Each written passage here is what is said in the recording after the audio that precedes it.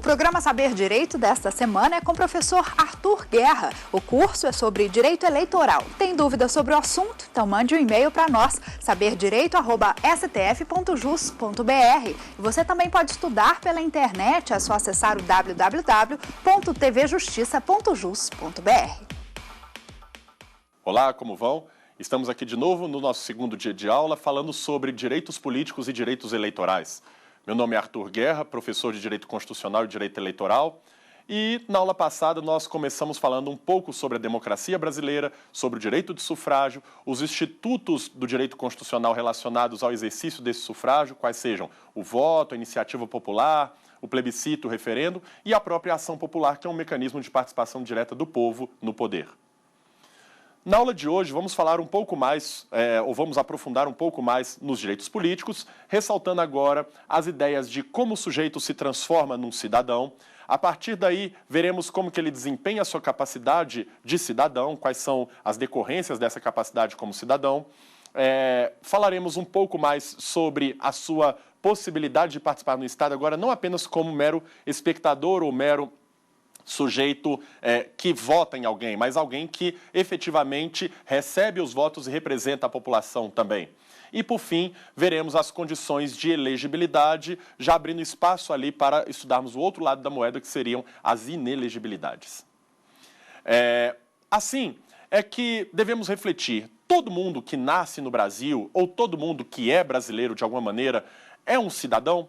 Já vimos na aula passada que não, que o cidadão é um sujeito específico dentro do Estado, dotado de capacidade político-eleitoral.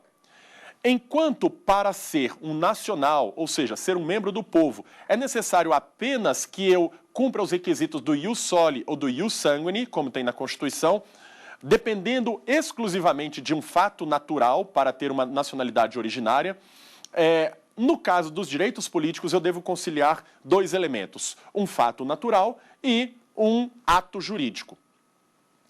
O fato natural diz respeito ao atingimento de determinada idade, com condições pessoais, com características pessoais, que possibilitem a todos aqueles que se enquadrem dentro dela, num conceito de sufrágio universal, que eles se transformem especificamente num cidadão. Mas não basta atingir a idade, por exemplo. É necessário que, além disso, o sujeito pratique um ato voluntário, jurídico, pós-nascimento, qual seja o seu alistamento eleitoral. O alistamento eleitoral, portanto, é o ato jurídico através do qual o sujeito vai até a Justiça Eleitoral e lá na Justiça Eleitoral ele coloca o seu nome na lista de eleitores. Ele faz uma inscrição perante o órgão eleitoral correspondente e, a partir de então, ele passa a gozar dos seus direitos políticos agora na qualidade de cidadão. Veja que no Brasil, ele, sendo um nacional, ele tem esse direito, como veremos daqui a pouco, a partir dos 16 anos. Entretanto, no Brasil, tendo em vista a condição dos portugueses equiparados, na forma do artigo 12 da Constituição, parágrafo 1º, nós vemos que aos portugueses é possibilitado os mesmos direitos dos brasileiros naturalizados, desde que esses mesmos direitos sejam concedidos aos brasileiros em Portugal, pelo princípio da reciprocidade. Então, no Brasil, é equivocado dizermos que o cidadão é apenas aquele que é nacional, né, com direitos políticos. Por quê? Porque encontramos pessoas que não são nacionais, no caso, os portugueses equiparados, que também podem ir até a Justiça Eleitoral e adquirir os seus direitos políticos satisfeitas determinadas condições.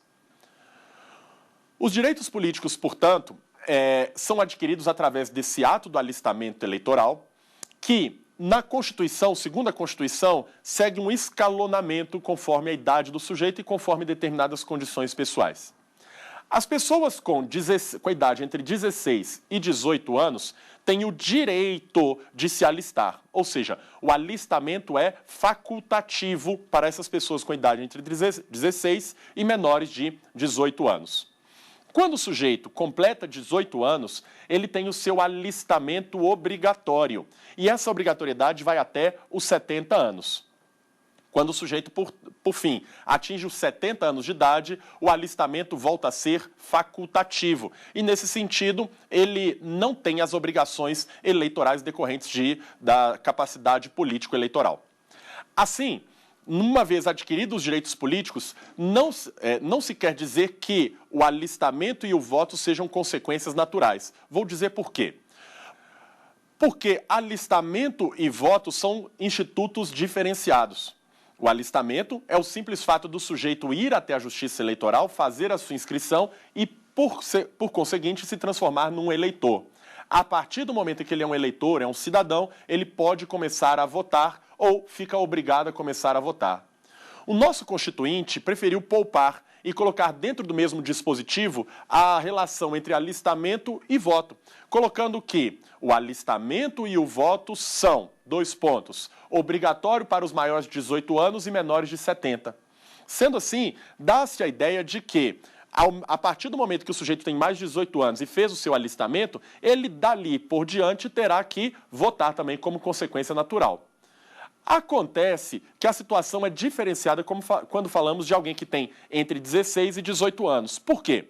Porque se o sujeito tem 16 anos, ele pode ir até a Justiça Eleitoral, fazer o seu alistamento, e nesse mesmo ano que ele fez o alistamento, suponhamos em janeiro, ele não está obrigado a votar. São dois direitos ou duas faculdades inseridas dentro do mesmo dispositivo. Quero dizer que não é pelo fato dele ter feito o seu alistamento que ele se torna um cidadão com a obrigatoriedade de votar. Continua-lhe presente a faculdade de votar, muito embora ele tenha exercido o direito do seu alistamento. O cidadão ainda tem uma diferenciação no que tange especificamente aqueles maiores de 70 anos. E a pergunta comum que se faz é: como que um sujeito com mais de 70 anos, efetivamente, até hoje não se alistou no Brasil? Ele pode não ter se alistado por razões diversas. Porque ele mora num rincão longínquo, porque ele nunca precisou efetivamente do Estado no que tange a direitos políticos, porque ele nunca se interessou pela vida política do Estado ao morar numa fazenda, tratar tudo com dinheiro ou na base da mercancia. Tudo isso é possível. Mas temos que lembrar ainda que existem pessoas que se naturalizam brasileiras, né, ali até com mais de 70 anos. Tem aqueles que tiveram a sua vida político-eleitoral interrompida por uma perda de direitos políticos. Enfim, existem diversas situações que possibilitam que um sujeito chegue até os 70 anos de idade, vivendo no Brasil, e efetivamente ainda não tenha precisado dos direitos políticos e, portanto, não tenha feito o seu alistamento. Assim, vimos então que o alistamento eleitoral e o voto, concebidos dentro do mesmo dispositivo constitucional, não necessariamente acontecem ao mesmo tempo.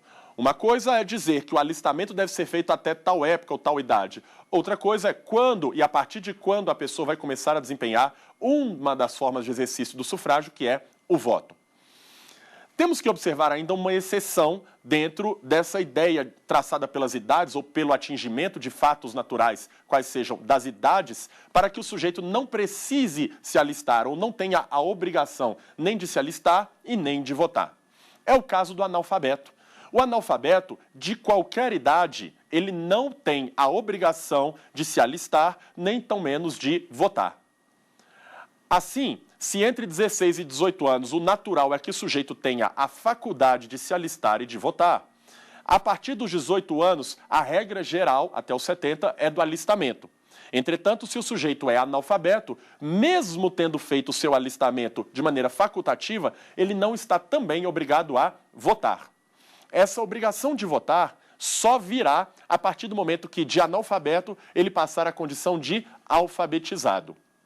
E é importante destacar que, conforme o Código Eleitoral e conforme as leis eleitorais vigentes no Brasil, a alfabetização exigida para que o sujeito seja desqualificado dessa situação anterior é uma alfabetização mínima, sem maiores critérios, sem maiores rigores e etc., tudo possibilitando que o sujeito não apenas seja deixado de lado a sua faculdade de votar, mas também a possibilidade de ele se candidatar a um cargo político eleitoral. Quando o sujeito faz, então, o seu alistamento e se transforma num cidadão, a partir daí, então, ele adquire o que nós chamamos de capacidade eleitoral ativa. Ou seja, ele vai participar ativamente dos atos do Estado, depositando votos em favor de determinado candidato, né? Depositando a sua opinião a respeito de plebiscitos e referendos. Lembre-se, ele pode ainda propor a ação popular e, eventualmente, participar de uma iniciativa popular. Ele sempre está contribuindo com a democracia de maneira direta ou indireta. Ele efetivamente agora participa como um ator que deposita votos, que entrega a sua vontade nas mãos de outrem.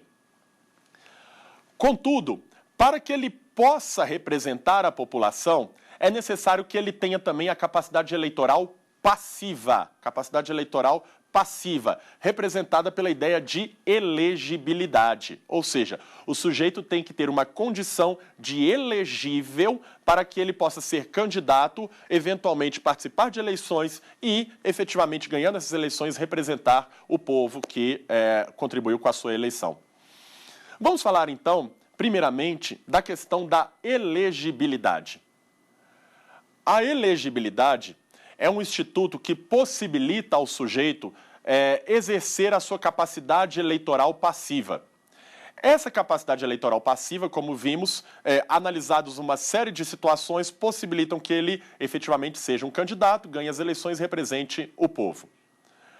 A capacidade eleitoral passiva, portanto, ela exige o cumprimento dos requisitos constitucionais do artigo 14, parágrafo 3º da Constituição, que estabelece 6 incisos que, uma vez cumpridos na forma da lei, possibilitam que o sujeito adquira plenamente a sua capacidade eleitoral passiva.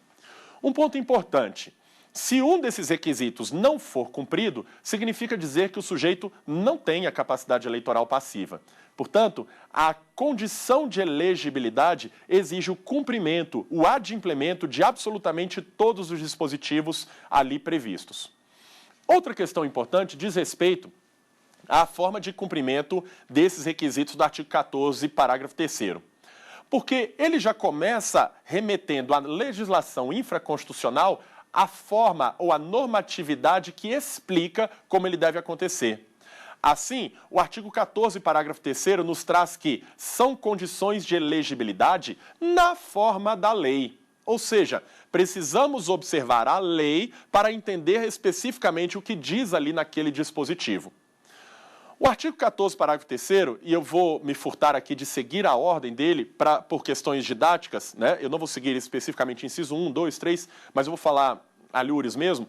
Ele coloca como um dos primeiros requisitos ali a nacionalidade brasileira. A nacionalidade brasileira é o primeiro requisito para elegibilidade. Vemos que, para o sujeito eventualmente conseguir ser candidato no Brasil, o cumprimento dessa condição é exigível não apenas para elegibilidade, mas para que ele tenha capacidade eleitoral até mesmo ativa. Por quê? Porque se o sujeito não for cidadão, não tem como ele ser candidato por esse país. E o primeiro requisito que a gente viu que para ser cidadão é justamente a nacionalidade brasileira. Então, como regra, cidadania se remete aos nacionais que fazem o seu alistamento eleitoral. Uma vez feito o alistamento eleitoral, ele consegue a capacidade eleitoral ativa. E depois da capacidade eleitoral ativa, ele consegue também a passiva. Vamos ver a pergunta que está destinada para o nosso programa aqui.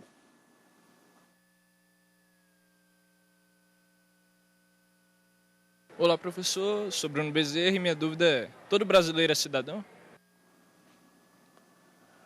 Pois é, Bruno. Como eu disse para vocês no comecinho, a regra geral é de que todo brasileiro pode virar cidadão. Como regra geral, pode virar cidadão. Mas nem todo cidadão é brasileiro. Um ponto importante aqui também de destacar é o seguinte: os brasileiros que fizerem o alistamento se transformam em cidadãos. A princípio, essa capacidade eleitoral ativa para se tornar cidadão é dos brasileiros, mas a nossa própria Constituição equipara os portugueses, no artigo 12, parágrafo 1º, aos brasileiros naturalizados. Assim, uma frase que é importante da gente saber, porque depois da capacidade eleitoral ativa, vem a passiva, às vezes até concomitantemente, mas quando eu falo em capacidade eleitoral passiva, o primeiro ponto é saber que o sujeito tem capacidade eleitoral ativa.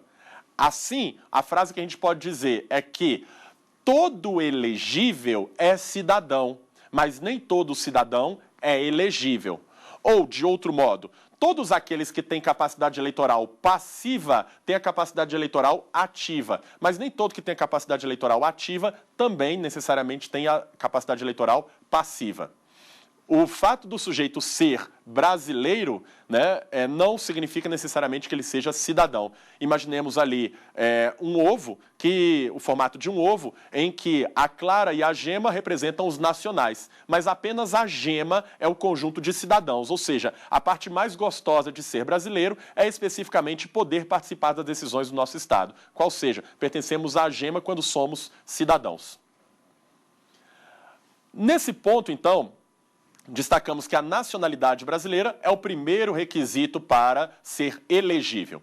Só que, como é na forma da lei, quando a Constituição menciona lei aqui, ela é em sentido lato sensu, na forma da lei ordinária ou até na forma de tratados, como, por exemplo, o tratado entre Brasil e Portugal, que regulamenta a situação dos portugueses equiparados no Brasil. Os direitos que os brasileiros temos em Portugal são os mesmos que os portugueses têm no Brasil. Assim, observemos o seguinte: para um brasileiro fazer o seu alistamento em Portugal, a legislação portuguesa exige que esse brasileiro resida por lá há mais de 5 anos. A legislação brasileira, como regra, não fazia essa exigência. Entretanto, já que Portugal exige isso dos brasileiros, pelo princípio constitucional das relações internacionais da reciprocidade, o português que quer fazer o seu alistamento eleitoral no Brasil também deve residir no nosso Estado há mais de 5 anos. Então a questão é simples. O português, genericamente, tem os mesmos direitos do brasileiro no Brasil. Entretanto, para fazer o seu alistamento, ele tem que, não desde o primeiro dia, mas esperar 5 anos residindo no Brasil e, a partir daí, vai até a Justiça Eleitoral e faz o seu alistamento. Portanto, a elegibilidade do português, como veremos ao final dos requisitos aqui, ela pode ser adimplida, muito embora o sujeito não seja efetivamente ou especificamente brasileiro. A nacionalidade brasileira, portanto, ela vai ser o primeiro requisito e daí por diante vamos observar os demais. Lembramos, não basta o sujeito ser brasileiro, ele tem que participar. E participar significa fazer o seu alistamento. O alistamento eleitoral, portanto, é o segundo requisito de elegibilidade. A elegibilidade, então, exige que o sujeito se transforme em cidadão, caindo naquele adágio que nós falamos há pouco. Todo elegível é cidadão, mas nem todo cidadão é elegível. Fazendo assim, ele vai até a Justiça Eleitoral, na forma da lei, observadas as questões, para que ele possa efetivamente se transformar em cidadão. Um ponto interessante que a gente deve tratar aqui é o que diz respeito àquele jovem com 15 anos, mas que faz o aniversário entre a última data para o seu alistamento eleitoral e a data das eleições. É que o quadro de eleitores de um determinado estado, município ou mesmo da União, ele não pode ser alterado nos 150 dias anteriores às eleições. Então, a última data permitida pela Justiça Eleitoral para que haja alistamento eleitoral é o 151º dia anterior às eleições. Ou seja, voltamos 150 dias para trás, esse anterior dia é o último dia para fazer o alistamento eleitoral. E aí a questão se torna interessante na medida em que o sujeito ele vai ser um cidadão não só pelo fato de completar determinada idade, mas ele precisa conciliar os dois elementos, o ato jurídico e o fato natural. Suponhamos a seguinte situação: a última data colocada pela Justiça Eleitoral é anterior ao aniversário do sujeito, que acontece, por exemplo, em setembro. E as eleições, que acontecem sempre no primeiro domingo de outubro, estão por vir. No dia das eleições, ele terá 16 anos. Mas a época permitida para o alistamento, ele ainda tem 15 anos. É uma questão interessante. Por quê? Porque a norma que coloca esta última data para o alistamento eleitoral é uma norma infraconstitucional, é uma lei ordinária, a Lei 9.504 de 97, Lei Geral das Eleições. Essa Lei Geral das Eleições, quando ela coloca limites à época para o alistamento eleitoral, ela está, de certa forma, diminuindo o espaço de direito que teria esse menor que só completa a sua idade entre a última data do alistamento e a data das eleições. Portanto, é importante a gente observar o seguinte: se isso acontecesse dessa maneira, nós estaríamos cerceando um direito constitucional de votar pela impossibilidade de o sujeito se alistar, criada por uma lei infraconstitucional. Observe, pessoal, que a Constituição estabelece para o sujeito não apenas a faculdade de se alistar, mas também a de votar. São dois direitos. Um indivíduo com 15 anos, então, se chegasse na época da eleição, porque a Justiça Eleitoral precisa estar organizada naquele dia, com os nomes naquele caderno, né, com o nome na lista de eleitores, se chegássemos no dia da eleição e o sujeito quisesse votar e o mesário ou a própria Justiça Eleitoral não tivesse acesso ao seu nome, ele estaria impedido de exercer esse direito constitucional. É por isso que a própria legislação infraconstitucional permite que ao jovem com 15 anos, mas que complete, com 15 anos à época da data final para o alistamento eleitoral, mas que no dia da eleição já conte com 16 anos, ele pode fazer aquilo que nós chamamos de quasi-alistamento. E por que o nome é quasi-alistamento? É quasi-alistamento porque ele ainda não preencheu os dois elementos que eu falei com vocês no início aqui da aula, quais sejam um fato natural aliado a um ato jurídico. Ele pratica o ato jurídico do alistamento ou da inscrição eleitoral, mas ele ainda não é um cidadão com 15 anos. Necessita ainda completar pelo menos os seus 16 anos, que é o fato natural, para efetivamente ter a sua capacidade eleitoral ativa. Bom, mas quem tem 16 anos não pode ser candidato, não é elegível, ele só tem a condição de cidadão. Porque, somados os elementos do artigo 14, parágrafo 3º, que falam sobre elegibilidade, nós vamos chegar a um último deles, que seria a idade correspondente ao cargo. E já adianto para vocês, quem tem entre 16 e 18 anos só tem condição de alistamento eleitoral, de se transformar num cidadão, mas não tem capacidade eleitoral passiva. Muito bem, nacionalidade, alistamento eleitoral. Não é incomum que muita gente que tenha feito o seu alistamento eleitoral tenha perdido a sua inscrição na Justiça Eleitoral, por questões que nós vamos analisar ainda, ou tenha esses direitos suspensos por uma condenação criminal, por exemplo, ou pela assunção de uma incapacidade civil absoluta. Tudo isso pode levar à suspensão dos direitos políticos. Sendo assim, para o sujeito ser elegível, não basta ser brasileiro, não basta que ele tenha feito a sua inscrição eleitoral, seu alistamento eleitoral. É necessário que ele esteja no pleno gozo dos direitos políticos. É dizer, ele não pode estar com os direitos políticos suspensos ou perdidos. Esses fatos acontecem da seguinte maneira. Um sujeito fez o seu alistamento regularmente, etc. E, por uma questão qualquer, acabou sendo condenado criminalmente.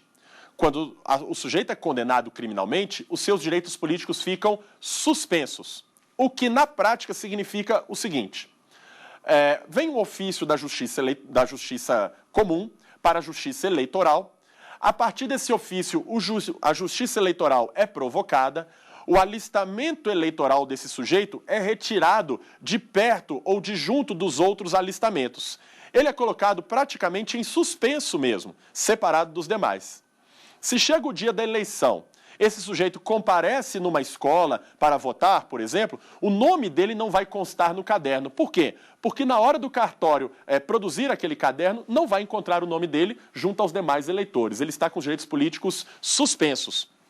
Bom, esse sujeito, muito embora brasileiro, muito embora com alistamento eleitoral, possui um alistamento que não é efetivo, porque ele não pode gozar dos seus direitos políticos, nem para votar, nem muito menos para ser votado, pois, como disse, todo elegível tem que ser cidadão. E esse sujeito com os direitos políticos suspensos ou perdidos, ele não é um cidadão. Nacionalidade, alistamento, não pode estar com os direitos políticos suspensos ou perdidos. Além disso, na forma da lei, o sujeito tem que estar com uma filiação partidária, tem que ser filiado a partido político. A lei eleitoral, como regra, exige que esse alistamento seja feito, que essa filiação partidária seja feita, como regra, 1 ano antes das eleições, até 1 ano antes das eleições. Então, o sujeito que se pretende candidatar, ele provavelmente quer levar determinada ideologia ao poder, quer instaurar determinada ideologia, possibilitando que aquela forma de governar, aqueles preceitos dessa ideologia sejam implementados na política ou nas políticas públicas desse Estado. Assim, se ele pretende ser candidato, no Brasil, é importante ressaltarmos desde já, não existe uma candidatura avulsa. Todos devem estar, de certa forma, vinculados a um partido político e essa vinculação geralmente se dá através da filiação partidária. Como disse para vocês, a filiação partidária tem uma regra de 1 ano antes das eleições, encontrando exceções, por exemplo, no caso de magistrados que se pretendam candidatar, no caso de membros do Ministério Público e uma que se candidatam, que precisam se filiar apenas 6 meses antes, e uma que é interessante é o caso dos militares. Os militares encontram um dispositivo constitucional próprio. Por quê? Porque o militar, enquanto serviço ativo, não pode estar filiado a partido político. Mas não é difícil de encontrarmos algum militar candidato. Não é difícil de, durante a propaganda eleitoral, encontrarmos alguém que é militar, usando até mesmo a sua patente como o prenome ali da sua candidatura e efetivamente estar ali com a legenda do partido político aparecendo por trás dele. Como é que acontece isso? A questão ocorre da seguinte maneira. O sujeito, primeiramente, que é um militar, e pretende se candidatar, ele tem que encontrar um partido que coadune com a sua ideologia. Não será para ele necessário uma filiação formal, ou seja, ele não precisa preencher uma ficha de filiação, se tornando parte do partido político, mas ele é uma pessoa que está vinculada ao partido político.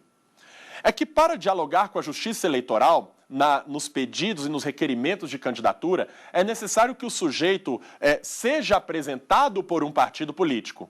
Quando o sujeito é filiado ao partido político, essa tarefa é mais fácil. O nome dele é escolhido em convenção, o partido político junta a sua documentação e apresenta à Justiça Eleitoral. Agora, quando se trata de um militar, é necessário que ele, que não tem uma filiação, um vínculo formalizado como filiado daquele partido político, ele assine uma autorização para que o partido político apresente o seu nome à Justiça Eleitoral. Observe que ele não está na qualidade de filiado. Por quê? Porque a Constituição lhe coloca como uma vedação ao militar enquanto em serviço ativo. Entretanto, essa autorização é necessária, por exemplo, para que um partido, aproveitando de um militar popular, não apresente o seu nome à candidatura e efetivamente lá na frente ele diga: poxa, mas eu não dei essa autorização e não quero que usem o meu nome como um candidato. Então, a autorização é uma exigência que a Justiça Eleitoral vai ter para que esse militar participe como um dos candidatos daquele partido escolhido em convenção e, efetivamente, se esse sujeito ganhar, ele vai, então, ser vinculado ao partido agora de maneira definitiva como um filiado a esse partido. No ato da diplomação, e somente depois da diplomação, durante essa diplomação, é que o militar vai se transformar num filiado do partido político. Vamos a uma dúvida, uma questão que está sendo feita aqui pelos estudantes. Olá, professor. Meu nome é José Renato e minha dúvida é: os índios estão obrigados a votar no Brasil? Boa pergunta. Veja bem, os índios no Brasil têm um tratamento pela lei eleitoral diferenciado, pela própria Constituição e pela legislação eleitoral.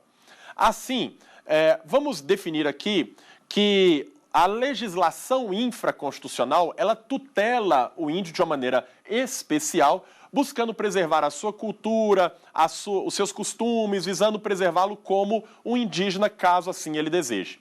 Entretanto, devido à própria expansão do homem, entre aspas, civilizado para quaisquer regiões, muitas vezes o choque de cultura acontece e os índios acabam abandonando essas suas tradições, esses seus costumes, a sua cultura e preferindo se ligar a essa entre aspas, mais uma vez, civilização. Quando eu digo assim, é porque a legislação faz uma diferença entre o índio aculturado e o índio culturalizado, querendo chamar o culturalizado daquele índio como aquele índio que, na forma da lei civil, se transforma num homem branco, vamos dizer assim. Esse daí, uma vez atingidos, esse índio culturalizado, né, esse índio culturado, uma vez estabelecidas as situações que o transformem como tal, dando para ele a capacidade civil, ele pode, na forma da lei eleitoral, se já contar com os outros requisitos, quais sejam idade, por exemplo, ele pode sim se alistar à justiça eleitoral e efetivamente se tornar um cidadão. Agora, se ele tem mais de 18 anos, menos de 70 anos e já é alfabetizado, ele é tratado normalmente e ele é obrigatório, tem como obrigatório o seu alistamento e o seu voto. Ok? Muito bem. Continuando então com os requisitos de elegibilidade. Já que falei do índio, né, uma vez que ele seja cidadão, preenchidos os requisitos de elegibilidade, ele também poderá ser candidato, desde que preenchidos todos os requisitos de elegibilidade. Então, falávamos ali do militar, né, como uma das exceções, lembrando da exceção do magistrado para a sua filiação, que é 6 meses anterior às eleições, e do membro do Ministério Público também. Mas, como regra, a legislação eleitoral trabalha essa ideia de filiação por 1 ano antes das eleições. Portanto, quando falamos em alistamento eleitoral, os requisitos não acabam por aí. O sujeito que está alistado, que é brasileiro e, portanto, foi alistado, que está afiliado a um partido político, que não tem os seus direitos políticos suspensos, ele ainda precisa ter o domicílio eleitoral correspondente àquele cargo pleiteado. Assim, se o sujeito pretende ser prefeito ou vereador, ele tem que ter o domicílio eleitoral na circunscrição daquele pleito. Qual que é a circunscrição de um determinado pleito? Vitor Nunes Leal, o autor, no seu famoso Coronelismo, Enxada e Voto, uma obra clássica aí, brasileira, ele chamava essa ideia de circunscrição eleitoral do curral eleitoral, ou seja, o local onde aquele determinado candidato tem os seus eleitores. Um prefeito, quando se candidata, ele só recebe votos de eleitores daquele município, diferente do que acontece com um governador, que recebe votos de qualquer parte do estado, dos cidadãos pertencentes àquele determinado estado. Assim aqui temos as seguintes circunscrições eleitorais para definir os domicílios. Prefeito e vereador, o domicílio eleitoral dele tem que ser aquele do município. Se eu quero ser vereador por determinado município, eu tenho que ter o meu domicílio eleitoral naquele específico ente federado. Não podemos confundir, desde já, domicílio eleitoral com domicílio civil. São realidades diferentes que muitas vezes não se compreendem. Veja, o domicílio civil, domicílio, como regra geral, é o local onde o sujeito responde pelos seus atos. O civil, o sujeito responde pelos seus atos da vida civil. Ele vai ser cobrado, né? Os aluguéis, a pensão alimentícia, os atos da vida civil em geral vai ser demandado no direito civil perante aquele determinado domicílio. Esse domicílio civil é definido por vários critérios da legislação civil, do Código Civil, por exemplo. Então, nós temos ali que, como regra, o domicílio civil é o local da residência do sujeito com ânimos definitivo. Do estudante ao local do seu estudo, do servidor público ao local onde ele está lotado e assim vai. Do militar é onde ele está agregado, enfim. Quando falamos domicílio eleitoral, a situação é diferente. Diz respeito ao local onde o sujeito exerce os seus atos da vida político-eleitoral. E para definir isso, é importante que nós observemos o local do seu alistamento. Se eu fiz o meu alistamento no município de Fortaleza, por exemplo, significa que aquela justiça eleitoral responde como meu domicílio. Então, meu primeiro domicílio eleitoral é o local onde eu fiz o meu alistamento, qual seja, o município de Fortaleza. Dentro do município de Fortaleza, tendo domicílio ali, por conseguinte, eu tenho domicílio eleitoral também no estado do Ceará. Esse estado do Ceará é o meu domicílio eleitoral e é daquele candidato que se pretende candidatar a governador, ao cargo de vice-governador, de deputado estadual e, vejam bem, alguns que são esquecidos, de deputado federal e de senador. Por quê? Porque o deputado federal do Ceará só recebe votos vindos do Ceará. E, apesar de trabalhar em Brasília, ele só recebe votos do estado do Ceará, representando a população daquele ente no governo federal, né, no Legislativo Federal. Para o Senado, a mesma coisa. Se um sujeito ele é, por exemplo, de Pouso Alegre, em Minas Gerais, ele tem domicílio eleitoral para vereador, para prefeito em Pouso Alegre, mas ele tem um domicílio eleitoral mais amplo para o cargo de governador, de senador, por exemplo, no estado de Minas Gerais. Então, o domicílio eleitoral, ele é representado, segundo o Código Eleitoral, não apenas pelo local de residência com ânimo definitivo. O domicílio eleitoral, ele objetivamente, ele é representado pelo local do alistamento eleitoral. Entretanto, critérios subjetivos podem entrar na definição desse domicílio eleitoral também. Por quê? Porque se um sujeito mora num determinado lugar, mas tem um sítio em outro lugar, e pretende ver a vida naquele local do seu sítio modificada com asfaltamento, com iluminação pública, com posto de saúde, etc., o vínculo desse sujeito político pode se dar com aquele outro município. É comum que um sujeito estude numa capital, mas o vínculo familiar, afetivo, econômico, político dele se dê numa cidade de interior. Então, não é incomum acharmos pessoas que têm o seu domicílio eleitoral numa cidade do interior, onde ele vota, mas ele more tendo o seu domicílio civil, por exemplo, na capital ou em outro estado da federação. É importante saber, os candidatos e aqueles que pretendam sê-lo, que não precisa mentir, né, ou não precisa ludibriar a justiça eleitoral criando um endereço fictício para dizer assim, eu moro nessa cidade e efetivamente quero ser candidato por ela, ou eu moro nesse estado e quero ser candidato a governador ou a senador por esse estado. Não, basta que ele transfira o seu alistamento eleitoral, demonstrando à justiça eleitoral ali razões de vínculo afetivo, familiar, cultural, econômico e etc. naquele outro lugar. Por exemplo, ele tem uma empresa naquele estado, né? Ou ele tem fazendas naquele estado, mas ele mora em outro estado da federação.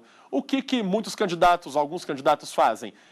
Dizem que moram na fazenda só para transferir o seu domicílio eleitoral. Não é necessário, o Código Eleitoral não exige isso e a Justiça Eleitoral recebe esses pedidos de transferência de inscrição ou transferência de alistamento eleitoral. Ok? Bom, então, o domicílio civil, não se confundindo com o domicílio eleitoral, vimos então que para o sujeito se candidatar a determinada circunscrição, ele deve estar nela alistado, ou ter nela o seu domicílio eleitoral. Por fim, o requisito da idade mínima. Esse requisito da idade mínima está previsto na Constituição também no artigo 14, parágrafo 3º, inciso 6. O inciso 6 estabelece lá assim, a idade mínima de... Só que vamos voltar no caput, né? O caput fala assim, são condições de elegibilidade, vírgula, na forma da lei. 2 pontos. A idade mínima de... E ali no inciso 6 nós temos um escalonamento que coloca de 18 anos para o cargo de vereador. Veja que interessante. O primeiro momento que o sujeito tem a obrigação de se alistar é também o momento que se lhe possibilita a ideia de ser candidato, de ser elegível.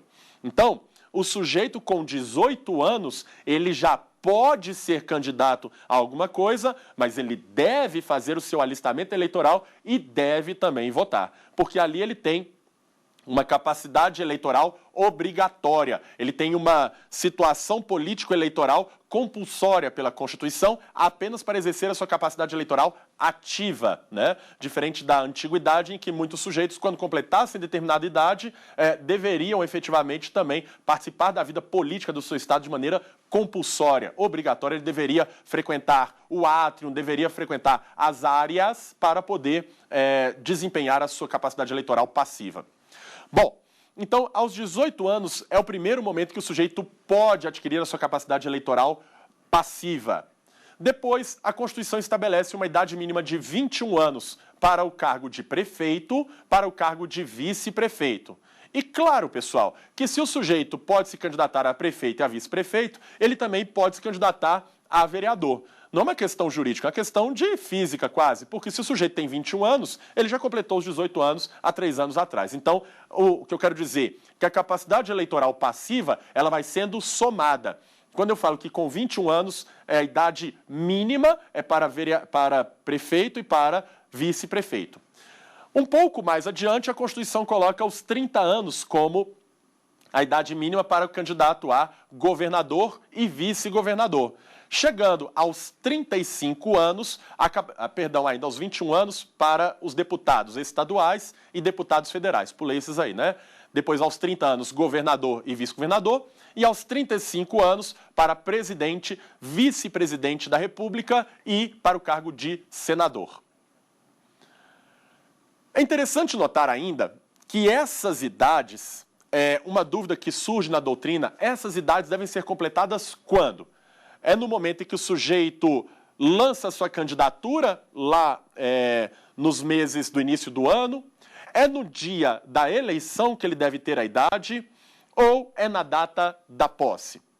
Bom, a doutrina controverteu durante muito tempo a respeito disso daí, porque alguns entendiam o seguinte: no momento de lançar a candidatura e de apresentar a documentação à Justiça Eleitoral, o sujeito já deveria perfazer todos os elementos da sua elegibilidade, incluindo a sua idade mínima.